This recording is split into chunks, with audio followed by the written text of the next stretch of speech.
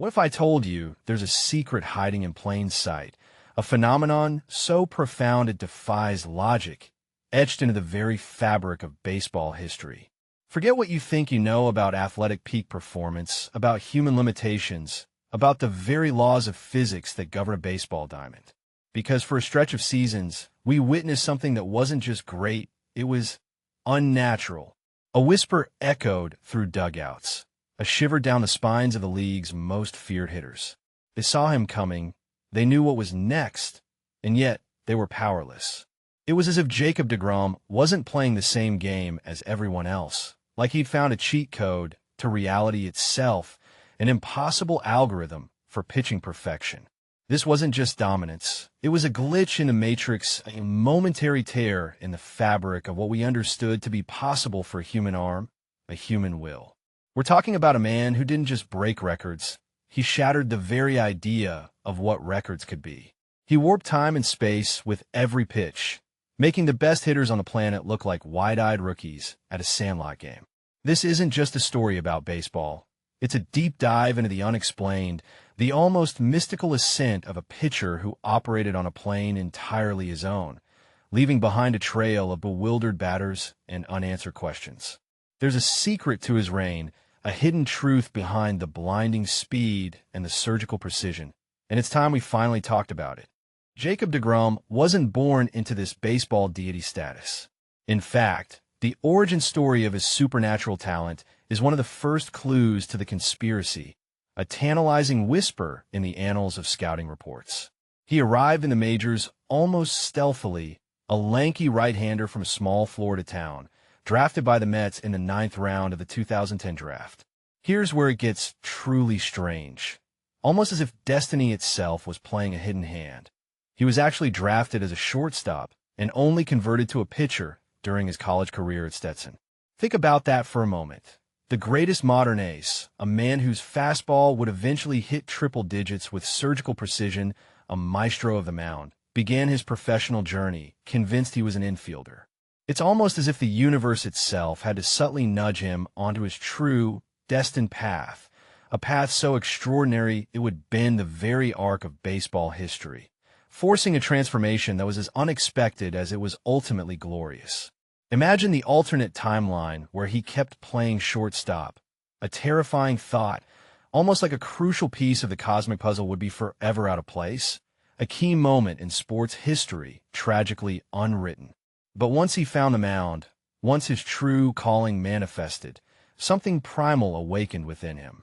The early flashes were there, tantalizing glimpses of the coming storm, like distant thunder hinting at an approaching tempest. But it was in the late 2010s that the transformation became complete, undeniable, a full-blown apotheosis. He wasn't just good.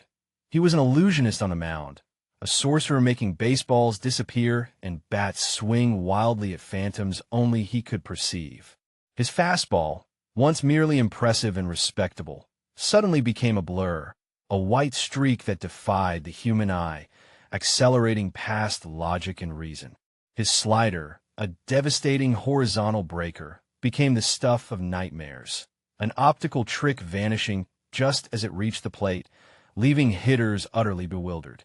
Batters, elite athletes themselves, would watch pitches sail past, their bats still frozen in anticipation, their brains unable to process the bewildering combination of velocity, movement, and location simultaneously.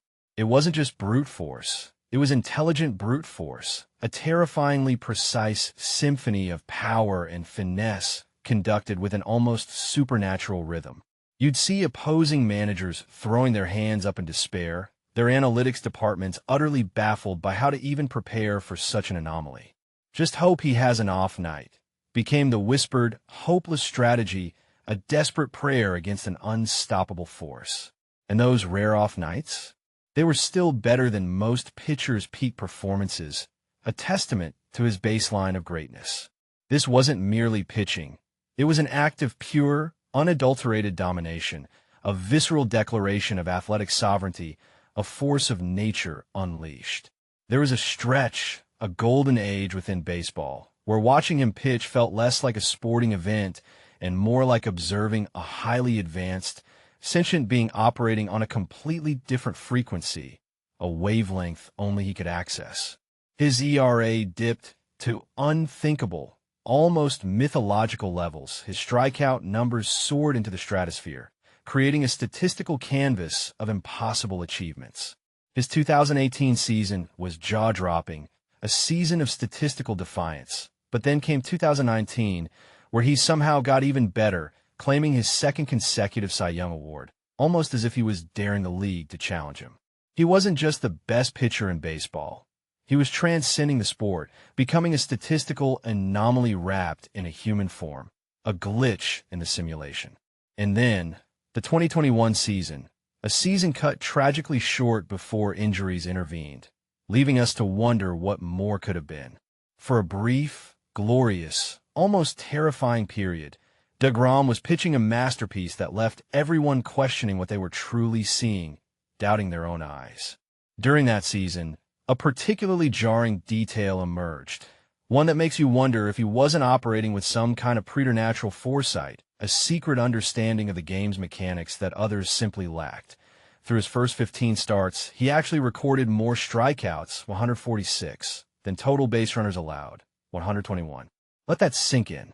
More batters walked back to the dugout having struck out, utterly helpless, than the total number of times any opposing player even reached a base against him. It's an insane, unprecedented level of control and power, a statistical tightrope walk that no mortal should be capable of achieving, a performance that felt like it belonged in a myth rather than a box score. It was like he was playing a video game on easy mode, while everyone else was stuck on an impossible difficulty setting, constantly bewildered. The sheer audacity of his perfection in those moments made you wonder if the game itself was rigged in his favor, or if he possessed some unique insight into the physics of the baseball, a hidden knowledge that no one else had access to. We're talking about a man who didn't just throw 100 miles per hour. He threw 100 miles per hour, painted the corners with meticulous precision, and did it again and again and again, sometimes for 7, 8, 9 innings straight, without so much as breaking a sweat. His control was so immaculate, so precise, you could plot the trajectory of his pitches with an atomic clock and a laser grid, predicting their exact landing spot. And then came the ultimate statistical punch in the gut for opposing hitters, another piece of irrefutable evidence in our strange case. He holds the record for the lowest career ERA, 0.97, after his first 10 starts in a single season, 2021, in the modern era. Not just good, not just great, but unprecedented, a mark that literally redefined what was considered possible. We're talking about a historical benchmark that redefines the very ceiling of pitching excellence, a mark that suggests he wasn't just competing against current players, but against the ghosts of legends past, against the entire tapestry of baseball history, and winning decisively. This wasn't just a streak. It was a phenomenon, a temporary bending of reality where Jacob deGrom was the sole architect of chaos and order on the mound.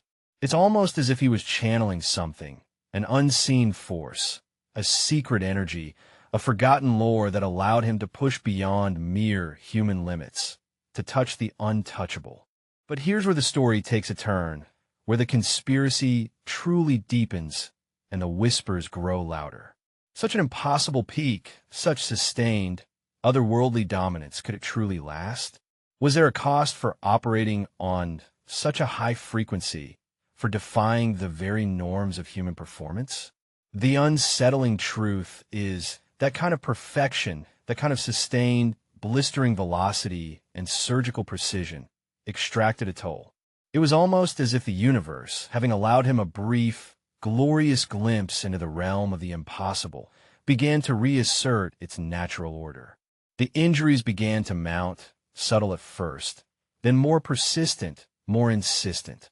Was it just the natural wear and tear of a pitcher pushing the limits of his body, or was it something more? Was it the price of having glimpsed the forbidden?